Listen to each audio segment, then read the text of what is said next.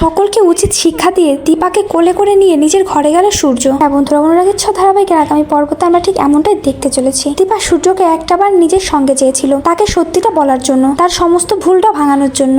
এজন্য নিজের প্ল্যান অনুযায়ী পুজোর মণ্ডপে সকলকে বোকা বানিয়ে সূর্যকে তার সঙ্গে আনতে সক্ষম হলো।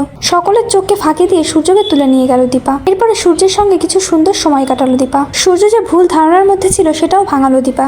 সূর্যের চোখে আঙুল দিয়ে দেখিয়ে দিল যে সূর্য ঠিক কি করছে। এমনকি সূর্য দীপাকে কতটা ভালোবাসতো সেটাও বললো। আর দীপাও যে সূর্যকে কতটা ভালোবাসে দীপার প্রতিটা সময় অনেক কষ্ট করে পার হয়। সূর্যকে ছাড়া সে কিছু ভাবতেই পারে না। তবে সেই দীপাকে আজ ভুলতে বসেছে সূর্য। দীপার মুখে এইসব শোনার পরে সূর্য নিজেও কষ্টে ভেঙে পড়ে। সূর্য তখন বলে, আমি তোমাকে ছাড়া ভাবতে চাই না, তোমাকে ভুলতেও চাই না, আমি তোমাকে বুকে আঁকড়ে ধরে বাঁচতে চাই। এরপর সূর্য দীপাকে নিয়ে সেনগুপ্ত বাড়িতে ঢোকে।